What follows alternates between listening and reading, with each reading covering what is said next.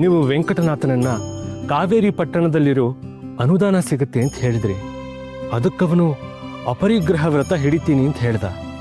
ಅಂದರೆ ಕಾವೇರಿ ಪಟ್ಟಣದಲ್ಲಿ ವೆಂಕಟನಾಥ ಬಹಳವಾಗೇ ಬಳಲ್ತಾನೆ ಅಂತ ನಿಮ್ಮ ಮನಸ್ಸಿಗೆ ವೇದ್ಯವಾಯಿತು. ಆದರೆ ಆ ಕಷ್ಟಗಳನ್ನು ಅವನಿಗೆ ಗುರುಗಳು ಅನುಗ್ರಹ ಮಾಡಿದ ಕಾರಣ ತಿಳಿದೆ ಗೊಂದಲದಲ್ಲಿದ್ದೀನಿ. ಉಳಿಪೆಟ್ಟು ತಿನ್ನದೆ ಶಿಲೆ ಶಿಲ್ಪ ಆಗುವುದಿಲ್ಲ. ಹಾಗೆ ಕಷ್ಟದ ಅರಿವು ಇಲ್ಲದವನಿಗೆ ಪರರ ಕಷ್ಟ ಮುಟ್ಟುವುದಿಲ್ಲ.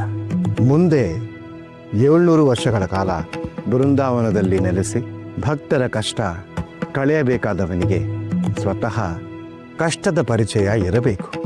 ಬೇಡಿ ಬಂದವರಲ್ಲಿ ಭೇದವೆಣಿಸದೆ ಏಕಭಾವದಿಂದ ಅನುಗ್ರಹ ಮಾಡಬೇಕೆಂದರೆ ಹಸಿವಿನ ಪರಿಚಯ ಇರಬೇಕು, ಕಷ್ಟಗಳ ಅರಿವಿರಬೇಕು.